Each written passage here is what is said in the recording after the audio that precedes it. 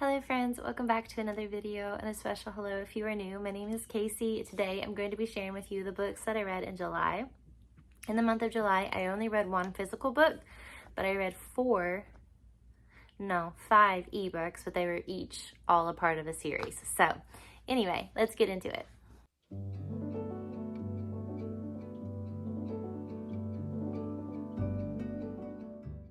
The physical book that I read was my favorite book of the month, and honestly, it's my favorite book of the year. I don't typically have like a hands down favorite, but this one absolutely is. It's My Friends by Fredrik Backman. Fredrik Backman is one of my all-time favorite writers. He's an auto-buy writer for me, and this was definitely one of my most anticipated reads of the year. I loved this book so much. It's a coming-of-age story set in the summer, and it has two parallel timelines. So there's one taking place in the past, one taking place in the present. Primarily, it follows Louisa, who is an 18-year-old girl who is just kind of grown out of foster care. She ends up in quite a scrape and ends up inheriting this painting that she has been obsessed with her entire life. Most people think the painting is simply a picture of the sea, kind of like here on the end pages, but there's actually a very faintly a picture of a few teenagers on a pier, and Louisa just kind of really hones in on them and wants to be friends with them. So she begins to go on this journey of finding out the past of these characters from this painting. This book was quite heavy. It made me really emotional a lot of times. There are a lot of, I would say, things that you should probably look out in case like you have like things that could trigger you, because it was quite heavy. But I think that Backman writes in such a way where his sense of humor just hones through so well. It is so funny and so quirky, and it's whimsical and just so human and profound and real.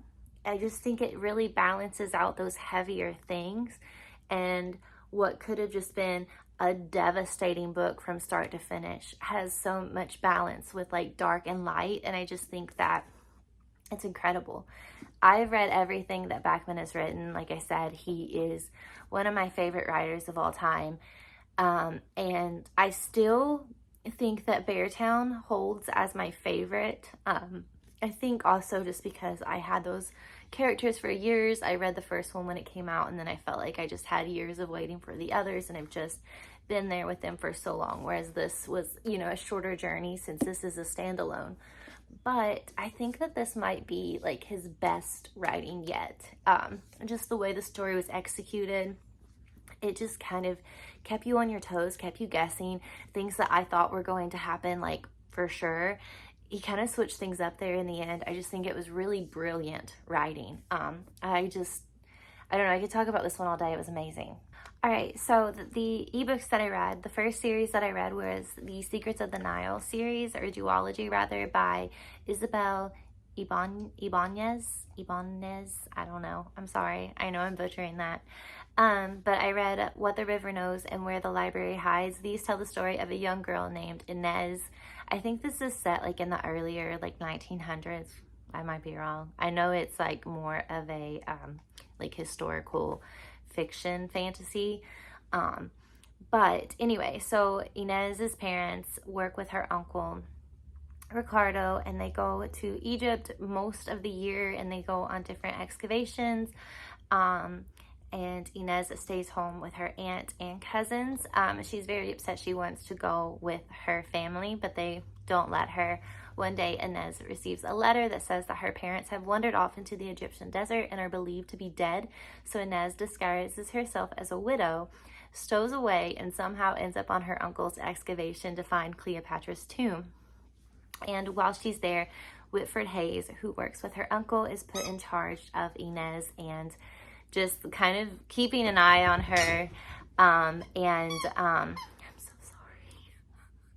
sorry. They kind of have like this like budding romance, but of course it starts out a little like angsty, full of banter, and a little bit of dislike and frustration toward one another. I really enjoyed this duology. I enjoyed the first one much more than the second one, but I still really did enjoy the second. There were so many plots and twists, especially in the first one, that just had me shook. Like, I did not expect that to happen. And I loved the banter between Whitford and Inez. I thought that it was just really cute, really sweet, really fun. The magic system was really cool. I always really enjoyed ancient Egypt when I was like in middle school. I thought it was a really interesting subject. So it was really nice to have a book kind of set within that. And I think it brought a lot of awareness to how kind of Egypt was colonized by white nations and how they took a lot of artifacts and things like that. I thought it brought a lot of really interesting commentary about things like that. It just, I don't know, it was really good. Like I said, the magic system was really cool. So basically certain artifacts could be like touched by magic, and only certain people could receive like that magic. And it would kind of lead them to other artifacts. There were also like, I don't know, I think it was just a little bit of like magical realism. Like, I think they had like a shoe that like would light like passages for them to see. They had like a camera that would take pictures like through walls and things like that. I don't know, it's just really cool and unique and just unlike any other magic system that I've read about before.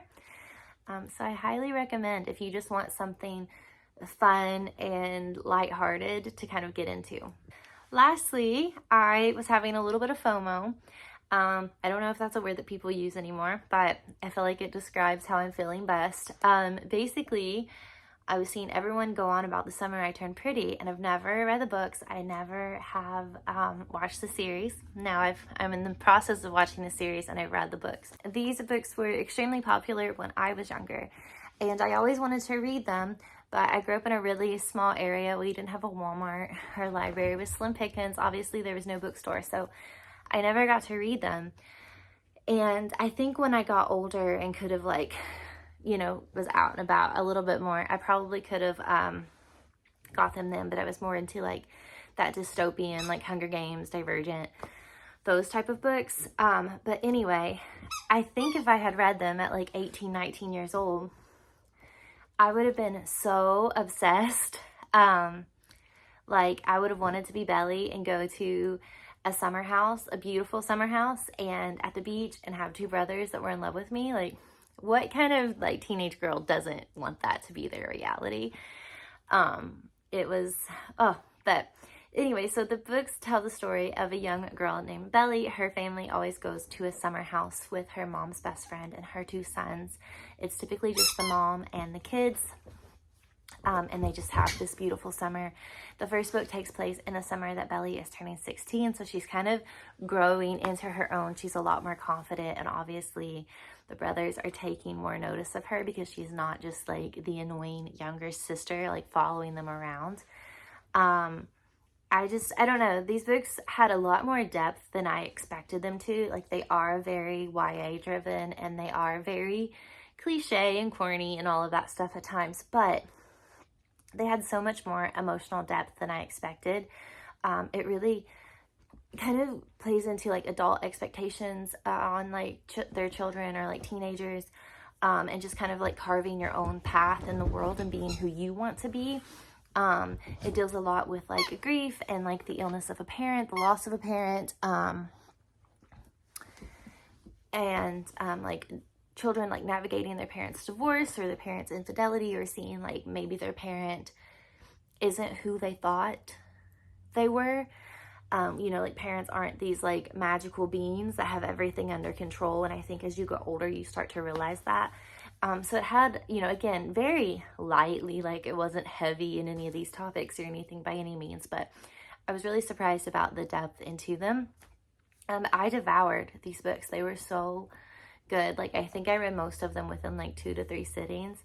I don't know. I really recommend them, and I'm quite enjoying the show. I'm not even through the first season yet, but I'm almost there. So I can't wait to hopefully, I saw the last episode comes out sometime in September, so I should be caught up before the finale, which is really exciting because I love like girlhood and I don't know, it's like the Eras tour when Barbie, and like when all the girls like get excited over like something together. I just think that's so beautiful, and I love being a part of that. In terms of my August TBR, I don't really have much to say just because I'm really gonna try to kick it in gear with my summer TBR. I got distracted a lot last month with like my Kindle Unlimited subscription, so I'm trying to really like stay away from that this year or this month. I don't know what I'm saying. But I am almost halfway through To Kill a Mockingbird. This is a reread for me. I am really enjoying it so much. I just want to give Jim a hug. Because, like, you know, he's just so aware of the things that are going on, and Scout's just, like, oblivious and, like, just, like, I will, like, murder you if you say, like, look at me the wrong way, and he's just, he has, like, so much heart and feeling, and, also I just love Atticus, and it's always a pro to picture Gregory Peck when you're reading a book, so this has been a really great reread. In terms of what I would also ideally like to make it through in August that were on my summer TBR is Elena Ferrante's The Lion Life of Adults. This is my next read, and then I want to start Gulliver's Travels. I hope that it doesn't take me too long to get through this one, but if it seems like it's going to be quite slow, then I'll probably end up maybe going back to Kindle Unlimited or picking up something a little bit like quicker pace to kind of balance this out as well. So anyway, thank you guys for being here and listening to me babble on about books. I appreciate you and your time so very much, and I hope that you know that. Sorry for this squeaking that never stopped. But I will see you guys very soon in another video. Bye.